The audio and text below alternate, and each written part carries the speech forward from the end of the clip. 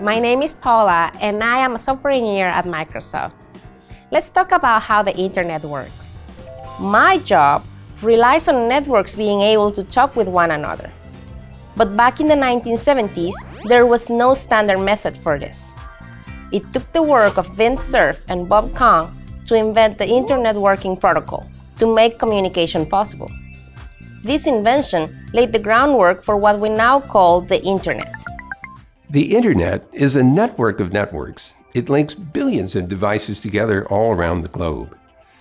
So maybe you're connected with a laptop or a phone through Wi-Fi, but then that Wi-Fi connection connects to an Internet Service Provider, or ISP, and that ISP connects you to billions and billions of devices around the world through hundreds of thousands of networks that are all interconnected.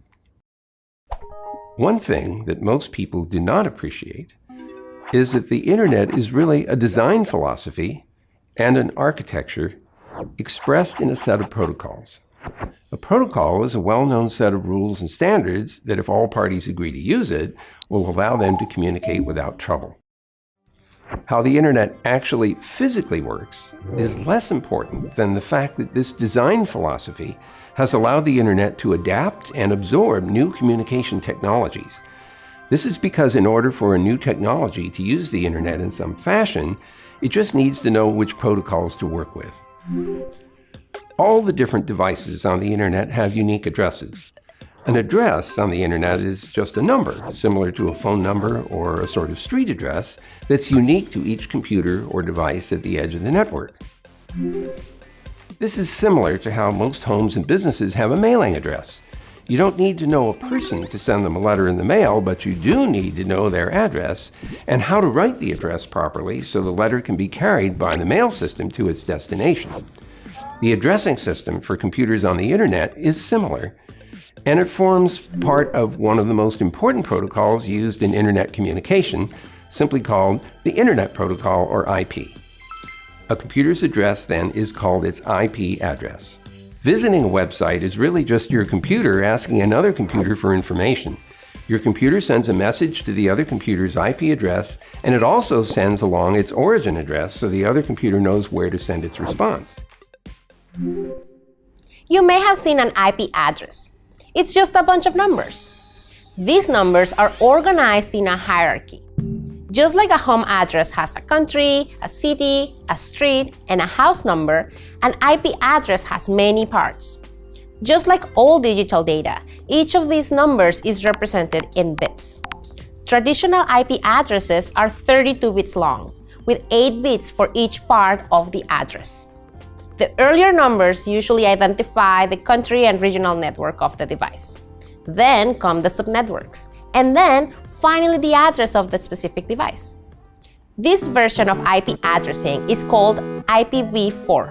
It was designed in 1973 and widely adopted in the early 80s, and provides for more than 4 billion unique addresses for devices connecting to the Internet. But the Internet has turned out to be much more popular than even Vint Cerf imagined, and 4 billion unique addresses won't be enough. We're now in the middle of a multi-year transition to a longer IP address format called IPv6, which uses 128 bits per address and provides over 340 undecillion unique addresses. That's more than enough for every grain of sand on Earth to have its own IP address. Most users never see or care about Internet addresses. A system called the Domain Name System, or DNS, associates names like www.example.com with the corresponding addresses. Your computer uses the DNS to look up domain names and get the associated IP address, which is used to connect your computer to the destination on the Internet. And it goes a little something like this. Hey, hi there. I want to go to www.code.org. Yeah, I don't know the IP address for that domain. Let me ask around. Hey, know how to get to code.org? Yeah, I got it right here. It's 174.129.14.120. Oh, okay, great, thanks. Yeah, I'm gonna write that down and save it for later in case I need it. Hey, here's that address you wanted. Awesome, thank you.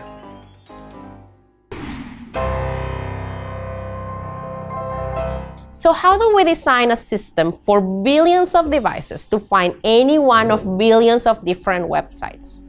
There is no way one DNS server can handle all the requests from all devices. The answer is that DNS servers are connected in a distributed hierarchy and are divided into zones, splitting up responsibility for the major domains, such as .org, .com, .net, etc.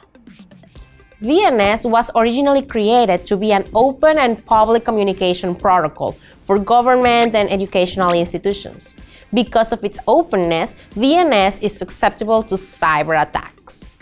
An example attack is DNS spoofing.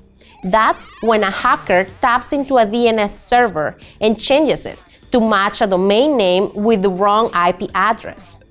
This lets the attacker send people to an imposter website. If this happens to you, you are vulnerable for more problems because you are using that fake website as if it is real. The internet is huge and getting bigger every day, but the domain name system and internet protocol are designed to scale, no matter how much the internet grows.